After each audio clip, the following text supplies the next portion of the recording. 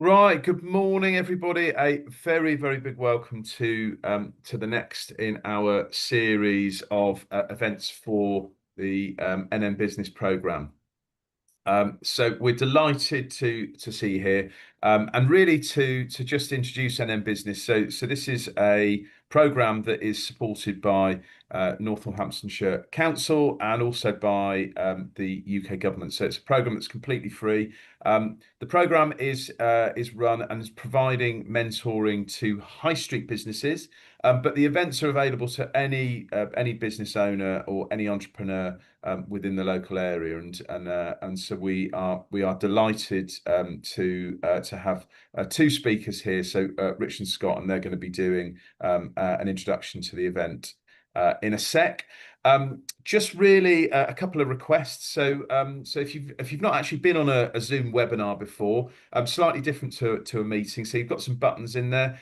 We've got a chat facility in there, and we also which you can post any comments, and we also have a Q&A button, and you can post any questions on there.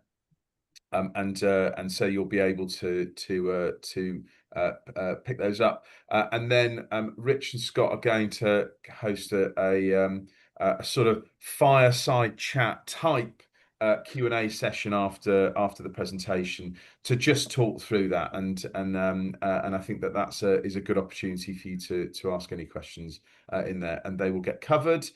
We will be popping the recording up on our YouTube channel so that you'll be able to access that. And what we'd also ask you to do is that we are available on all of the relevant socials. So please go over to our LinkedIn channel and our Facebook page.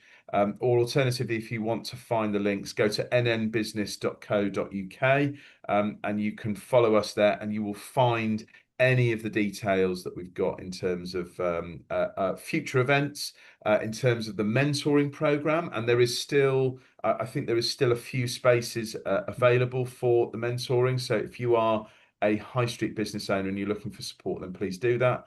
And then other than that, then I'm going to introduce. So just before I get Rich and Scott to introduce the program, I think it's important to give a bit of context, and I think that this is really around understanding why this particular subject of loyalty is important. I think it's important really because loyal customers and customers that you have already traded with are the lowest cost customers in terms of bringing in additional sales.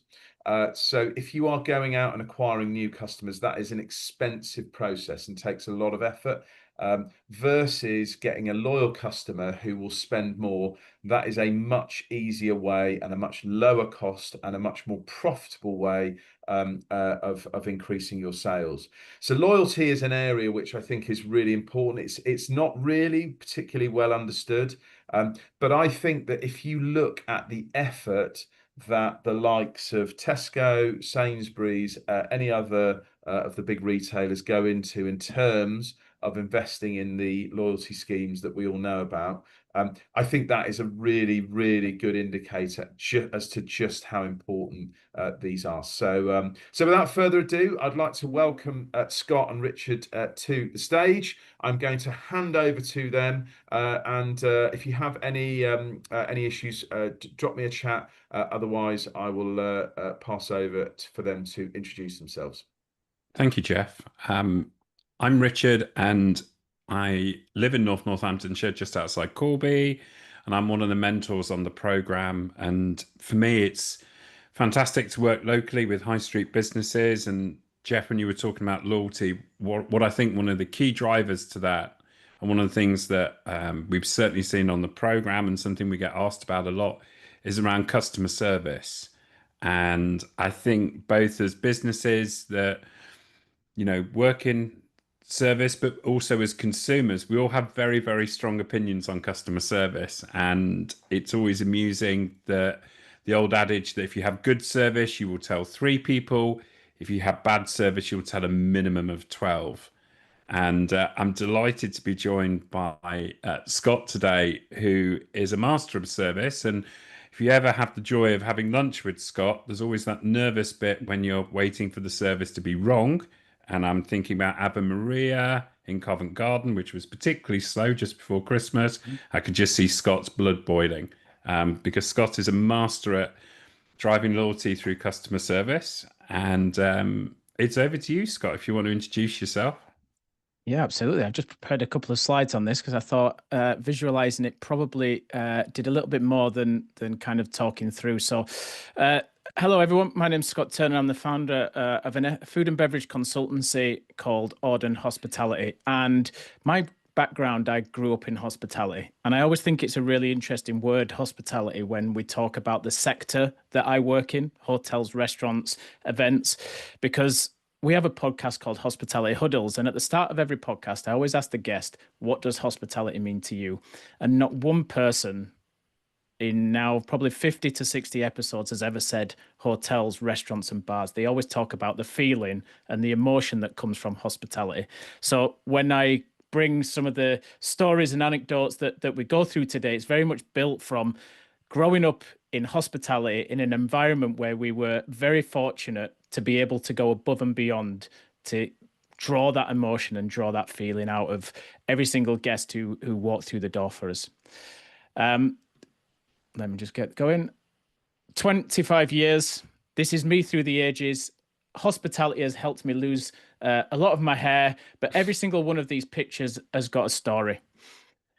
Hotels made me. At 15 years, I worked in luxury hotels. I worked for some of the best properties and some of the best brands across the world. And I'm sure you recognize a lot of these. And within that, I opened 3 hotels for the Dorchester Collection, the Intercontinental, and then a private hotel in the north of England as well. But really, restaurants is what inspired me. 2015, I remember having a conversation with my mum, who has watched me go through the ranks at hotels. She always thought I was going to be a hotel manager, and I told her I was going to throw all of it away, the university degree that she paid for, and I was going to go work in restaurants. Not only that, but I was going to move to Dubai, and I was going to work in restaurants in Dubai. What that gave me is working with some phenomenal people that have taught me so much about not only guest experience, but also how to lead and how to really think from a luxury perspective. So within this, Dominic Ansel, world's best pastry chef in 2019, Frederic Vardon, I think he has about 6 Michelin stars across various restaurants. And then we opened Alain Ducasse as well in Dubai. And 25 years in counting. It's now 27 actually this September, and started very much 16 as a silver service waiter, very much because it paid the best wages in Leeds at the time when I was 16, and that's what really drove me. But it wasn't what kept me in the industry going through. That was the hospitality and working with guests. And over that 27 years, worked in 14 countries across 3 continents. I've opened over 40 food and beverage venues. And in my last position before I set up my own business, I worked for an investment company and was responsible for $175 million in restaurant revenue across 4 different countries: London, Saudi Arabia, New York, and Kuwait. And these are some of the people that we work with now from Auden. When Richard talked to me about coming on and joining him on this, what really engaged me about it is for all the amazing logos that sit on there. One of the ones that I think I can bring a lot of relevance to today is when I was working with Harrods, because these guys are real masters in how to adapt and how to think about retail and how to go that extra mile with all of their concessions that sit within that. So very much as I can bring experience of hotels, 5-star hotels, of restaurants, of whatever format that might be, there's probably the world's best department store sitting in there that I've worked alongside as well. And in 2022, I recognized a game-changing opportunity. And this opportunity was to think differently. And this is some of the mindset that we bring in. What I learned is over the 15 years in hotels and 7 years in restaurants, I learned a very different way of how to operate food and beverage venues in the 7 years of the restaurants over the 15 years of hotels. And what I really wanted to do was bring that mindset back. And some of that mindset is very much around the entrepreneurship, the hustle, and the innovation that goes into making something that sits on the high street succeed, versus a hotel that has X amount of bedrooms upstairs. It already has footfall, it has a base, it has prime real estate. And it's some of that innovation that I want to bring to the conversation today. And today, very much so, we're still operating restaurants. We're a consultancy, but we truly believe that being in the thick of things, operating restaurants means that we bring a different perspective. So when I talk to you today, I not only talk to you as someone who's worked in an industry where we can go the extra mile for guests, but I'm a high street operator as well, just like many other people that are going to sit on this call. So I understand the rents, I understand rates, I understand what's happening with utilities, I understand the labour challenges, because every single day, in fact, this morning at 9 a.m., I was on a call with the GM about labour issues yesterday that impacted our revenue. So we're feeling it every day as well. But what was that opportunity? I really got excited by these three things. And in 2025, this probably seems crazy to think a compact disc player that always used to jump when you were walking, a mobile phone that you could only play snakes on, and a camera where you had to wait for the photographs to come and then hope you didn't put your camera over the lens, could make such a difference. But what it did is it was the thing that this guy was told he couldn't put in the palm of our hands. And if he'd have listened to those people, we wouldn't be sitting here today in a world where everything can be done on the go. But what it's also done is it's helped us curate our lives, and it's helped us value very different things that comes from that as well. And it's this thinking and this poster that we have on our wall in our office that really drives us every day to really be bold and think differently and really push the guest experience in some of the venues that we're working with right now. And what does Auden mean? Well, Auden means your oldest friend. It's a boy's name, and we really keep these values true to our heart. So it's very much around us bringing that confidence, being able to be honest with people, being able to be bold, and always being there to make things right for the guests that we're working with. Now, earlier I said I grew up in hospitality. And when I was thinking about this, I actually thought that's not right. In all honesty, I grew up in Leeds, but no, what I did was I grew up in and around small business. So believe it or not, this is me and my dad. And my dad set up his own business 1 month before I was born. And his business today is 43 years old. My sister's taken it on 2 or 3 years ago. And the legacy that he built has carried over time. But I think what that has done, watching me with my dad, he's an old-fashioned sign writer on his own with his pen and his stick, is watching the fact that things don't go perfect all the time. That whole thing about a small business where you have to build and you have the 2 steps forwards and 1 steps back. You have to stay humble. You have to be really considerate about things. I think has instilled a lot in terms of my values today. And I really wanted to get that over in, I might have shown some amazing logos, and I might talk to you about some things today that just seem out of the world. And there's a couple of questions where Richard's leading me down that path. But I want you to remember that in all of the grandeur that I might talk about today, there's a real humility in watching small business for all my life as I grew up in both my childhood and then also in my professional career as well. And that's Richard, back over to you. Yeah, it's interesting you were saying that about growing up watching a small business. It was the same with my own parents. And I think it has a very interesting effect on you. Yeah. And it's been great you sharing your story. And I think today when we think about service, it's really, really interesting because we all have an opinion on it. And I think it's something that as a small business you can do without having to go through all that kind of head office stuff for a larger retailer or a larger high street business. And I think what's really interesting is this whole question around service. So there's a little bit where I wanted to kick off with, what's the difference between service that is good enough and service that creates memories that people want to share? You know, that kind of to something amazing. Yeah, I think Jeff's touched on it at the start, didn't he, about loyalty? I think when you offer good service or nice service, you walk away and it's kind of served its purpose. When you go somewhere and you have an experience, which is very different to service, in my opinion, you walk out and you have a feeling. And I think that's the difference, is you get what you went for, or you walk away with a feeling. And I think that's the real difference of what makes great service and what makes okay, poor service. And we talked about this a lot in Auden, of how we start looking at the concepts we develop, the experiences that we do in feelings and emotions, not necessarily in the products that we serve, because that's just a byproduct of being able to bring guests in and engage with them. So I think it's very much around that feeling and that emotion, and how you can make people feel, that then makes people remember you, and then it really drives the loyalty. And it's interesting, Jeff used some of those big guys like Tesco and Sainsbury's, because I have a real issue with Nectar points and Tesco club cards, because all you're doing is driving loyalty by locking people in and giving them a reward. And I think true experience is when people want to return because of the feeling that you give them, not because of the end result of months and months and months of saving up points to get your free Christmas dinner at the end. And I think what's amazing when we talk about service, it's one of those things that actually costs very, very little, if anything.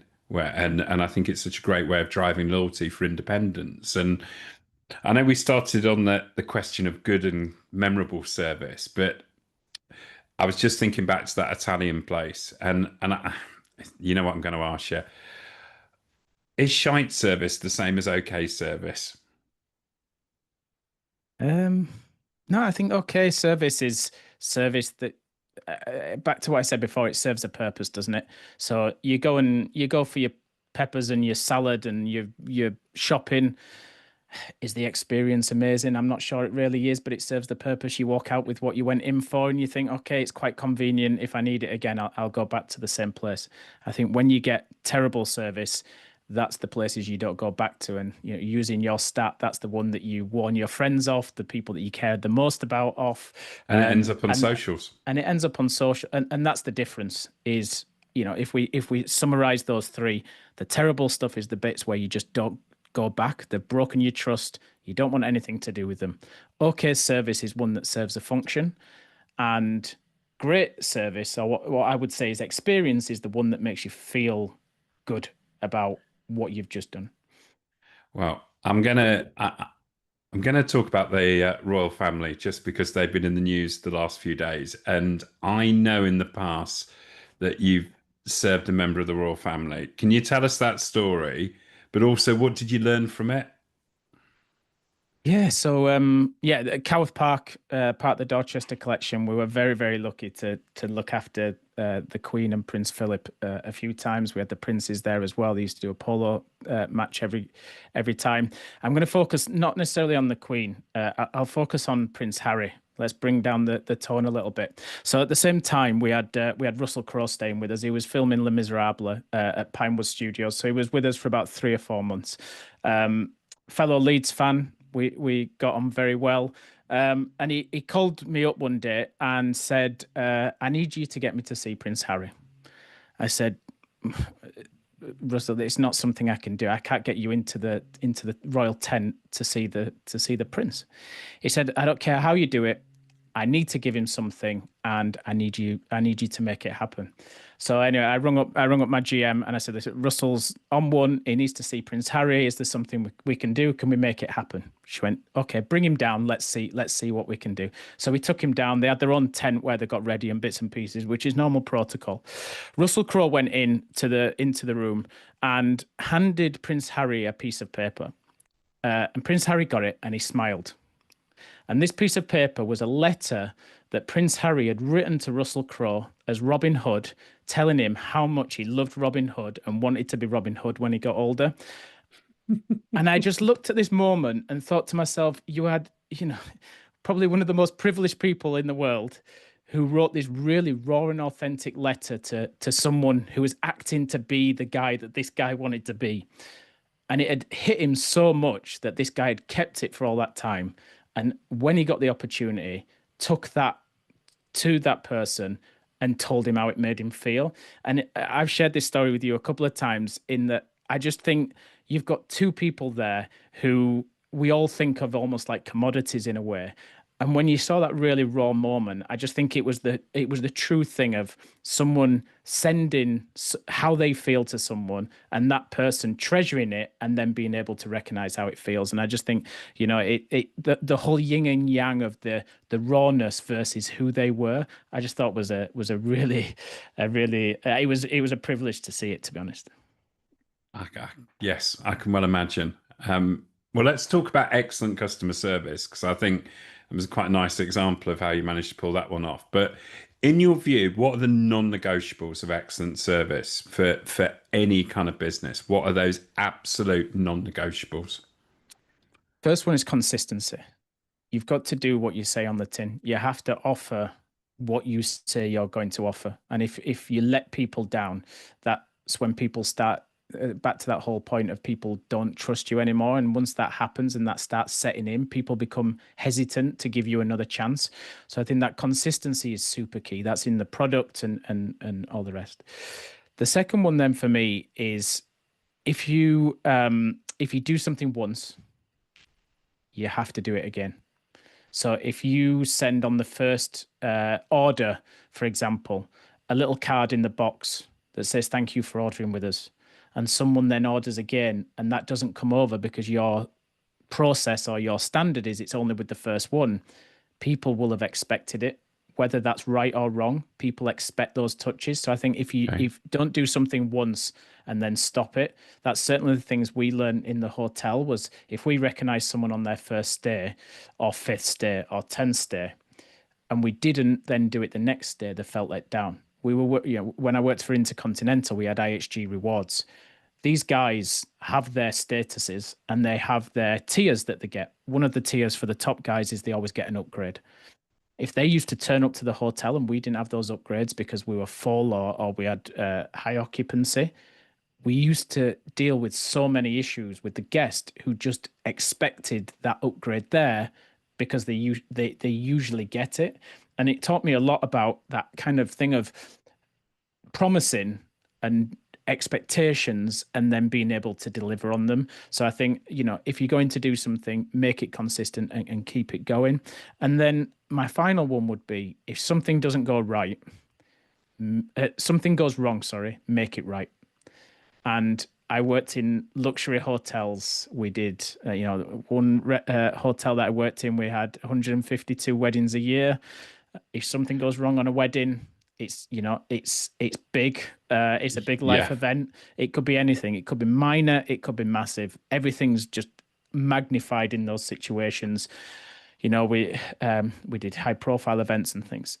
What I learned is if something goes wrong, it's not about the money it's going to cost to put it right. It's about the future. And you can turn some of your most upset guests, customers, into raving fans by the way you deal with the situation.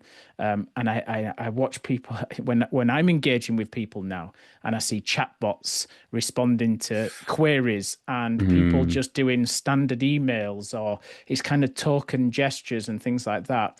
I just think that's just really missing an opportunity. So for example, in the hotels, something went wrong. I personally picked up the phone and called every single guest who complained. Every single one. We didn't get that many, thankfully, so I wasn't on the phone much. But I was going to ask. It's but it does. Things do go wrong. Let's look at high street retail or e-commerce. Posties let you down. Things aren't packaged right. Someone makes a little mistake. I don't know. It's been raining and the DHL guy left it outside and it's got sodden. It's not about whose fault it is. It's about how you fix that for the end person, who's the person who's going to keep buying from you again and again and again. And I think that's the other non-negotiable for me is when it goes wrong, make it right. I agree with you there. And something I've heard you talk about before on your podcast is this whole idea of unreasonable hospitality. Can you explain to us what this means, but also how can smaller businesses sort of apply that mentality without breaking the bank? Yeah, so there's a book. I brought it with me today. It's in the, let's see, Unreasonable Hospitality. I'm not sure if we can put it in the chat. It's by a guy called Will Gadara. He was the co-founder of 11 Madison, which is in New York. It was voted the best restaurant in the world. What this guy talks about, and it's something that I think every great hotel restaurant is doing right now is this whole concept around unreasonable hospitality. Now, there's two things I want to pick out for people listening today. The first one is a story about how there was a table of 4 in the restaurant, and he was cleaning a table next to it, and these people were talking about how they'd not managed to get a classic New York hot dog from one of the stalls. So he went out, he bought one of the hot dogs, he took it back into the chef. They presented it in a very unique way that would only be in the best restaurant in the world. But he took it to the table and said, I just heard that you didn't have a chance to have a New York hot dog from one of the stalls, and I know it's important to you. So we've gone out, we've got one, and here it is. And it was presented on a plate, and he put it in the middle of the table. And he said the reaction from that was just unbelievable. And it was that whole bit around how you are listening to what people are saying, you're listening to what people are talking about, you're listening to what people are discussing, and you kind of bring in those bits. We used to spend hours, looking at guest profiles. I wish we'd had AI when I was in hotels, because the amount of time we spent on Google trying to find guests and find what was important to them, what they enjoyed. And then we used to tailor, if people were coming for us for a long time and they had kids, we'd get a picture of the kids from social media, we'd put it in the room, in the frame, we'd make sure that, things that we'd teach the housekeepers, if they'd slept on a certain side of the bed, that we'd move everything to that side of the bed. So if it was a businessman, for example, he always was on the right side, but things were spread across 2 bedside tables. We'd move everything to the right side bedside table so that everything was there where he slept. And we did little touches like that just anticipated what would make the guest life easier. And then we'd apply it. The second one, which is the thing that I use now in my business when we're working with clients, is he also had this concept of not what the competition does well, but what the competition doesn't do well. So he took all his team. One example he gives in the book, he took all his team to El Bulli. At the time, it was the best restaurant in the world. I'd love to have gone there. Yeah, me too, right? I've worked with a couple of chefs who've worked there, and honestly, their magic is unbelievable. So he went to El Bulli, took the team. All they did throughout the whole experience was look at what they didn't do well. One of the things they didn't do well was they had this beautifully curated wine list. The sommelier knew the wines inside out, was fantastic at explaining them. One of the guys asked for a beer, and they had terrible beers. No one knew about them, and the service wasn't matched to what the wine service was. So he looked at that and went, that's brilliant. We're going to have the best beer program we can possibly find. And he went away, they curated an amazing list. They got a beer sommelier in there who could talk as much about beer as wines. So if you went into the best restaurant in the world and you didn't want a glass of wine and spend a fortune talking to a sommelier, you could have a great beer and you would have exactly the same experience. The way it was poured at the table, the way it was served, the glassware, everything. And that's what we do now. When we benchmark competitors for the clients we're working with, we go to them and we look at what the opportunity is for our client to get ahead of them in the game. And take the beer menu. We could go to another restaurant and go, do you know what? They don't do the beers very well. Let's really go in on the beers and let's make it the point of difference. And I think looking at this now for people on the call, if you can do that with some of the competitors on your street or who your customers are going to elsewhere and say, what can we do that they are doing well that can give us the edge? I like that. It's a better way than trying to outdo them at what they're good at. So it's funny you say that, Scott. I was working with a jewelers in Kettering. It's an independent jewelers. And one of their competitors from a brand perspective is H. Samuels, which is a very large brand. And we talked about exactly that. Go in there. Well, we already know what they don't do well, and then absolutely make that part of your proposition. And I think that's what I really like is how you take ideas of hospitality and bring that service and thinking into your business. So thank you for sharing that. One of the things where I think independents and the high street businesses here have got a really great opportunity is obviously they don't have the same level of rules as, say, those chain stores. And one of the things that I thought was interesting you were talking about was the whole idea of thoughtfulness. How can you bring this into customer service? And can you give me an example of how do you bring thoughtfulness in, and how can independents use that as a means of differentiation? Yeah, 100%. Is it? One of the big things I learned in restaurants, I said earlier, I learned more in restaurants than I did in hotels, and that seems a bit strange, really, but is agility and innovation and breaking down process to be quicker and do and test and try and experiment. In Okay. hotels, for those who don't know, lots of process, lots of sign-offs. If you want to get something done, it's like moving a cargo ship. Restaurants, it's much more agile, it's much more fun. It's like moving a Porsche, right? So we opened a bakery. We were coming out of COVID. I think it was the second lockdown, actually. We got delayed. So it was in 2021. We were literally about to open the day before we went into the second lockdown. So we'd spent our marketing budget. Everything had been executed. Like, we'd got bus stops coming down. It was in Belgravia. We had bus stops coming down from Victoria Station. We had posters in the tubes, things like this. Complete waste of time. No one saw them because the second lockdown was 6 months. So it was just a waste of money in the end.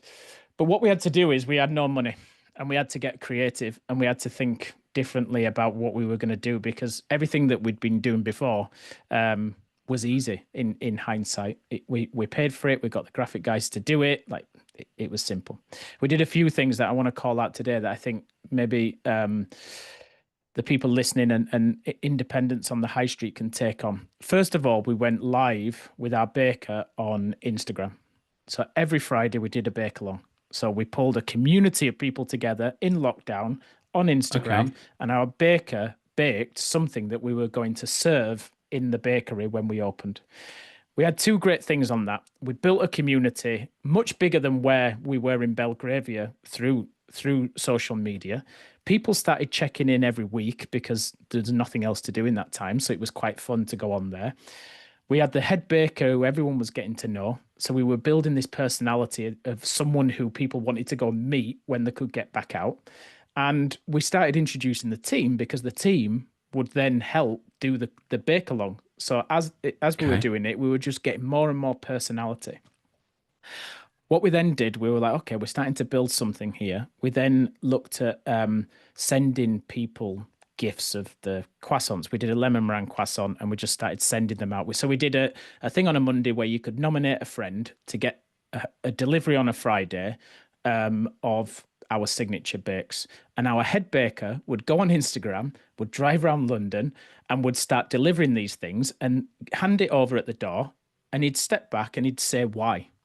So he used to sit there going, I don't know, Daisy's put you forward for this week because of XYZ. We hope you enjoy it. So not only did he deliver this thing out of the blue, he also said the message for the person who couldn't see them in real life. That's brilliant. So it was amazing. Then when we finally opened, we opened to queues. Everyone wanted to come. But what we wanted to do is we didn't want to stop this like community piece from it. And we looked at what we could do, and we sat there going, let's just be personal. So every single person who came in the bakery, every single person who left got a handwritten note. That handwritten note, the card that we did it on, was blank. We didn't prescribe it. We didn't tell people what to write. We didn't ask the staff to do it in a certain way. We just said, we want you to put something in the bag, and we want you to make guests feel amazing when they leave. But we don't want them to know about it until they open the bag to get the thing out to eat. So it wasn't about social media. It wasn't about trying to be clever. It wasn't about it was afterwards, we wanted them to eat the product and then get this note and go, wow, that's amazing. We were coming out of a time with no connection, and we were just doing something different. Within that, we let the team give something away for free if they wanted to. We let them say, come back in and see me and you can have a free coffee on me. We let them just say, have a great day. We hope you smash it today. We didn't prescribe it. But what we did is every single member of the team just got really engaged in what they could put in this bag written on a note. And in the age of digital, it was just really nice going in at the start of shift and watching people write notes that they could then give to guests on the way out. And it just really struck with me, that whole bit around that kind of getting away from digital, getting into real life, getting a pen and piece of paper, and sometimes just a handwritten note is just so simple. And I think, in all this automation, and it drives loyalty. It drives loyalty. you know, in all this automation of you've come 5 times, so I'm going to give you X. Like as you know, I've started running. I've been buying this tea, and I got an email the other day from the founder saying, "Here's £5 in your account," and I was like, "Oh, that's pretty nice." I just think it's a lost opportunity. Of the next time I ordered, someone handwriting, "This is your 5th order. Thank you very much. This is the code that's going to get you £5 in your account next time." I just think would have been much more impactful than what you know is an automated email. So I guess all this story of what it is don't be scared to use different avenues to put yourself out there and get people in. You know, you go on TikTok and you see the TikTok shops of the people filling the sweet bags and things while the guy's asking them on the thing. I just think it's an amazing way to build a community. But then that whole element of how you can just do something so easy, so simple, but it shows care, it shows thoughtfulness, and I just believe in the world of automation, it has a much bigger impact. It's interesting because I was going to ask you the question, because obviously, you know, a lot of high street businesses, they don't have the budget of a luxury hotel. You know, what are some of those practical low cost things they can do to have those wow moments? And I think that thing that you were talking about, where you almost empower the team to go, okay, well, here's a free cup of tea or a free coffee on the house. Like, do you think that's something that is that about empowering the teams, or is that about, you know, how do you bring that kind of service mentality into it without having the budget of a luxury hotel? Yeah, you know what? It's funny, luxury hotels, because we did have budget, and I worked for one hotel that if it was for the guest, we could buy what we wanted without approval. So you can imagine everything was for the guest, right? Everything that we needed to buy, because it was easier than going to speak to the finance director. But do you know, every time we did something, every time we did, and you know me, right? Me and finance directors never got on. But every time we did something big and we did something grand, we always did a handwritten note. And I had a beautiful fountain pen. I used to love writing these notes because I had this beautiful fountain pen, and there was just something really nice about it. But anyway, I diverse. I believe in empowerment a lot. I think the only way to be truly natural is to empower your team. And if you can't empower your team, there's 2 reasons. One, you just can't let go, and that's something you have to work on as the business owner. Or your team aren't good enough because you don't trust them. And that's a people issue, or it's a management issue, one or the other. I truly believe to get it natural, it's about empowering and giving a framework. So teaching the team, coaching the team, telling them great examples, bad examples, you know, talking them through it, maybe helping them along the way, but just allowing them to be themselves. And I think because of that, you're going to get less cost because people will just be a bit more conscious. I think the minute you kind of try and tell people what to write, tell people what to do, that type of thing, I think it becomes commercial. And then people see through it and they'll just start giving things away because it's easier.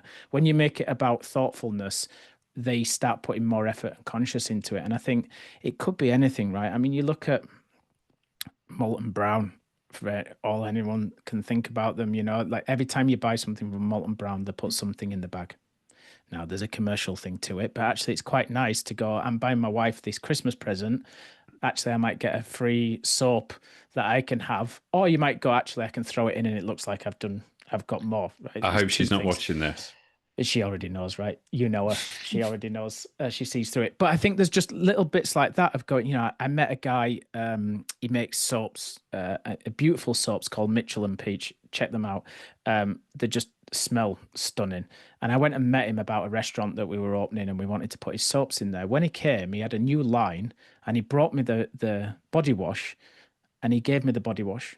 He didn't need to do it because I contacted him. I've worked with him before. I knew him. So he didn't have to do it, but he came and he gave me it. And I walked away going, actually, yeah, that's brilliant. And I've gone and bought it since because it's really nice stuff. And I just think it's that little thoughtfulness, that little care that makes a big difference. And don't look at the cost of the cost, look at the opportunity. Because if you look at the cost, and I'm saying this as a business owner, right? You know, I've made expensive mistakes, I've wasted money, but I've tried and I've done it. And it's about opportunity. And maybe it doesn't work. And if it doesn't work, can it quick? But at least give it a shot. And I think it's interesting when you're talking about empowering the team, and we talked about training the teams, and obviously with small businesses, I think there's something about, starting with the team and, what can you do to help them learn about the products, et cetera, and how can you empower them to do stuff like the handwritten notes or, those extra little bits in the bag that, make a difference. So I think it's really, really interesting. And I know you and I talk a lot about independence because we both love them. And I think there's something about, what can they do with their teams to help them care as much about service as the owner. And I think it's really interesting having been to, there's lots of coffee, there's some brilliant coffee shops in Northamptonshire. And sometimes the service can be different when the owner's not there. So, how do you get people to care? How do you get your team to care about service as much as you do as an owner? Yeah, I mean, I think it's about finding what they're passionate about. We run 22 coffee shops in London, and it is hard, and it's hard to find people. It's hard to find good people, especially at that level. But it's about finding what they're passionate about. Really, making sure that they fit right for your business and they've got the right values that sit with it. And if there's certain bits that don't necessarily work, is there a way around that so you get the right attitude? Because those people are the Okay. ones that are going to bring more to your business than someone can be there all the time. I'll give you an example. My ops director, I worked with him previously. Great guy, but he's a single dad.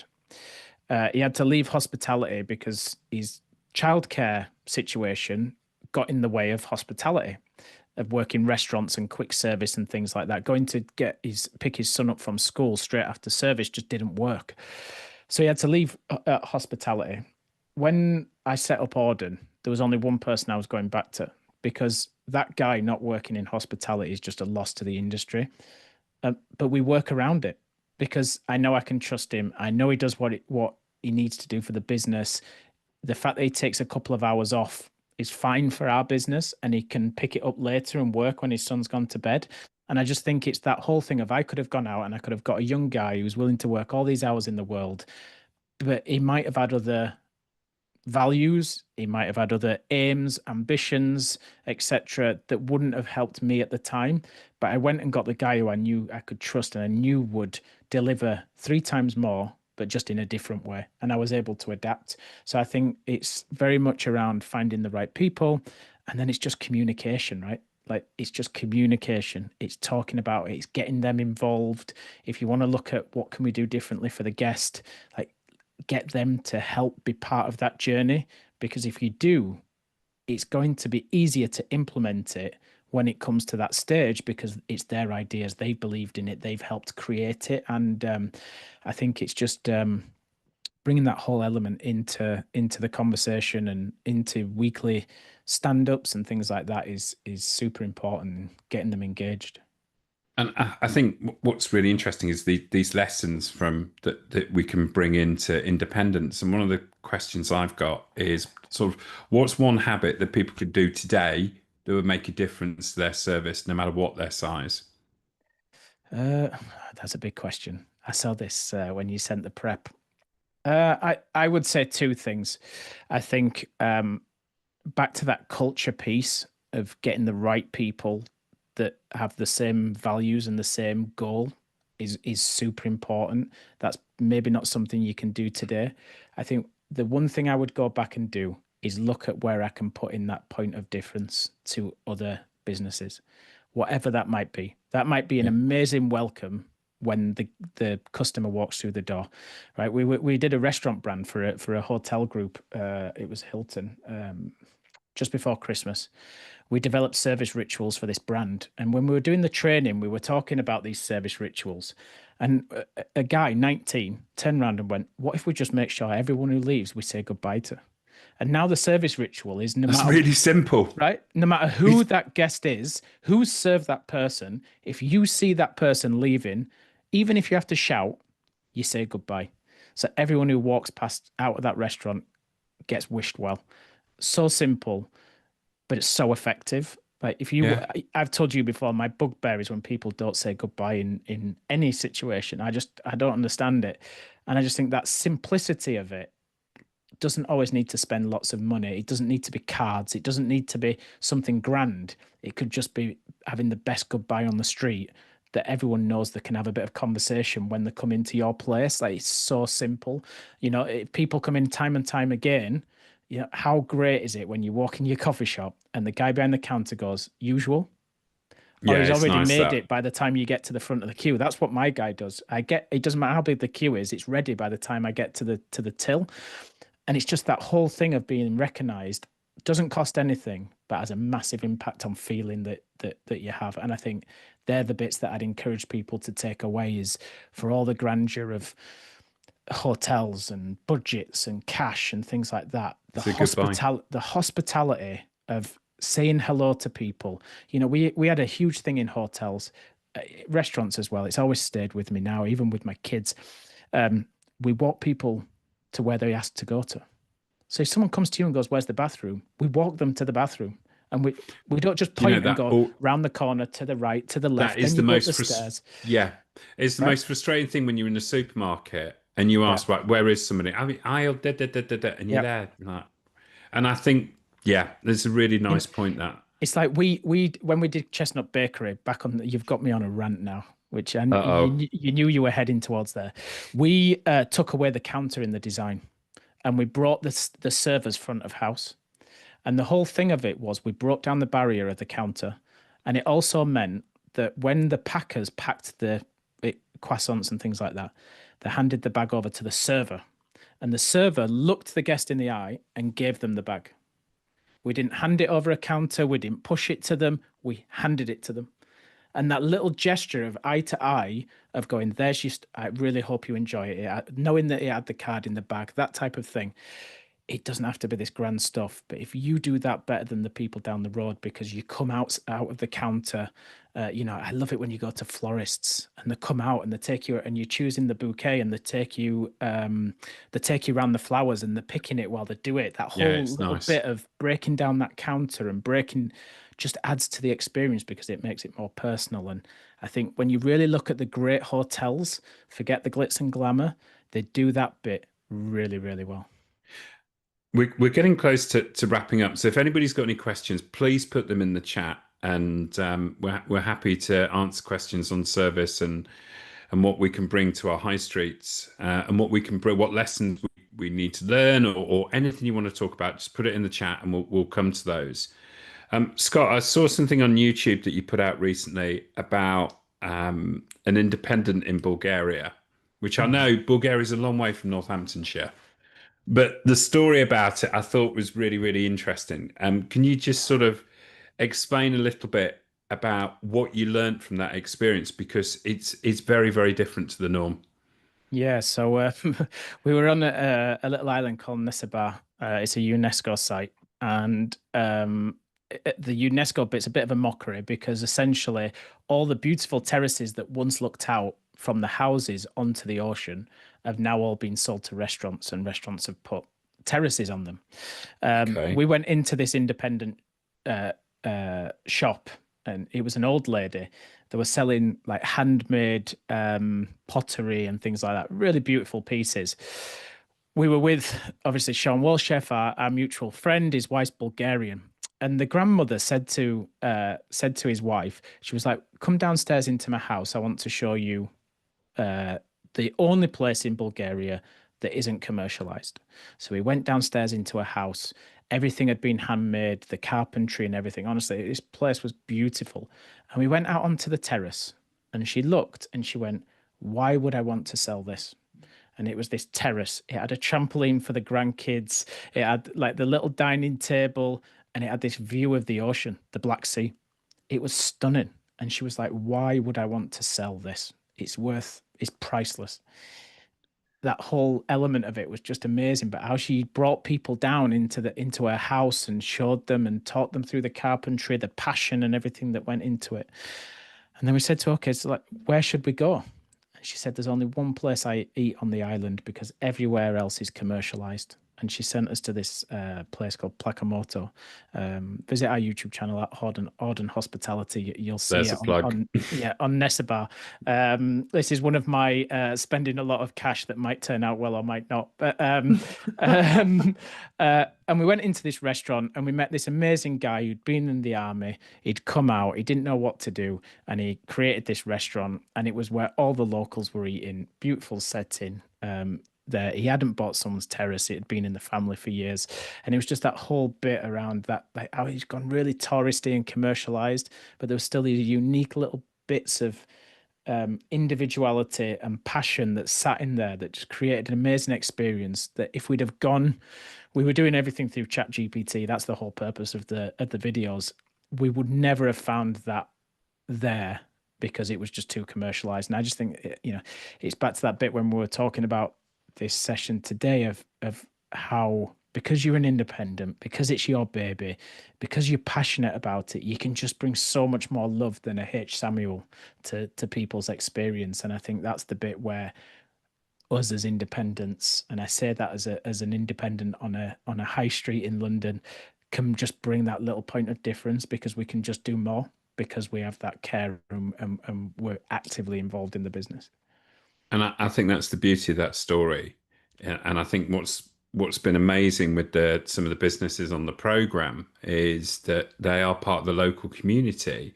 They've got all of these stories. They actually care. And I know we've given H. Samuel a kicking. Other high street jewelers are available for a kicking.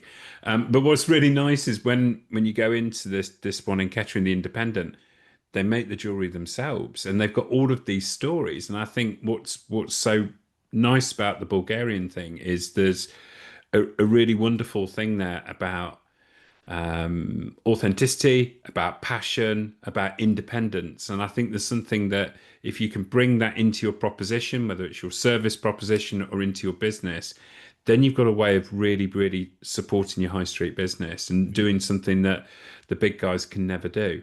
And I think that's a really nice way of thinking about it.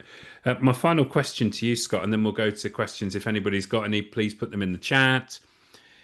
Is like, what are your hopes and sort of summary of, we've been talking about this conversation and what we're going to do on this webinar for a while, but like, what are your thoughts for the high street? What can your final takeaways, takeaway, homework assignment, so to speak? Do you know what? I think it's really sad now when you walk down high streets and they're not activated like they once were, because I just think we're missing a huge opportunity. And I know there's convenience of going to Sainsbury's and buying everything in one shop, and I know it might be easier to order online, but there's still this bit of kind of walking down your high street and going in to see the independents, going into the independent coffee shops, the restaurants, and meeting personality and just getting something different. Why do people shop on Etsy? It's a lazy way of not going to the high street, but supporting independence, because you're getting something unique. And I think that's the whole bit for me. And as a restaurateur, as I say, who operates on the high street today, the more we can fill these high streets with diversity, the more people are going to be attracted to them, because it's an experience and a journey. It's not just a destination for one thing. So I think for me, the more we can make people successful, the more we can all help each other's businesses by driving people and working with each other. I think it's amazing. It's an amazing opportunity. I think about some of the things of, like hairdressers working with coffee shops to cross promote each other, shops and like putting things in and stuff like that. I just think there's a real way of helping each other and getting the community. And I really think there's a huge opportunity there. And I think from anyone listening, not just that, but just looking at there's so many opportunities now with e-commerce and bits and pieces there. Don't overlook one element of where you touch a guest to do that. What we normally, maybe this is probably quite helpful actually, but how we curate our experience for clients that we work with, and our clients are primarily hotels. So when you think about a hotel public space, walking in the main door, the restaurants, the bars, elements. We work with quite big hotels, so there's lots of different elements to it. There's lots of different touch points. We map guest journeys, and we do it so simply. We do a line, and we look at all the experience or the touch points that a guest might have. Walks through the door, goes to the restaurant, sits in the restaurant. We do the very functional bits. And then we go through each individual one and we say, how could we turn that function into an experience? I walk through the door, there's always someone who says hello. We sit in the restaurant, we always pull out the chair and we lay the napkin. What's the experience that goes with it? So what I would say to people as a takeaway is to go map out your experience, your journey first. Look at each touch point and say, how could I make that an experience in whatever format that could be? That could even be like giving them the bill. In the case of a high street, you tell them how much it is. All those little bits. How many times do you go into a place and they go, it's £4.50 and they put the PDQ in front of you? Like, is there a better way to make that an experience? Because it's the last thing people are going to think about before they get the product. So I think draw that journey, draw the function, plot in the experience, and look, and I'll guarantee out of that experience, I bet the majority of it is free. Fantastic. Thank you, Scott. Thank you so much for your insights and for sharing your ways that we can use service to drive loyalty. And I think what's so fantastic about it is, a lot of these ideas in there are low cost to no cost, but can actually make a really big difference. And I'm going to take you on a bit of a tour of some of Northamptonshire's finest, because there's some amazing businesses up here. Jeff, welcome back. Thank you, guys. Really, really good, really interesting session. Really, really good to hear a kind of mix of the kind of loyalty, experience side of things, which I think will be really applicable. So I think there's one question, and I'm going to paraphrase it slightly because to just make sure that it's relevant to what we're talking about. So this is really around. So it's a question around professional services. So I wanted to just pose the question to you both about maybe thinking about a high street retail situation. It's kind of easy to understand or to comprehend what a loyalty product looks like. Let's look at professional services. What do you think should be the sorts of things that somebody that's running a professional services organization, whether that's a consultancy, whether that's an architect, maybe more broadly into services, so construction or electrical. I'd be really interested to hear a couple of points around that from both of you.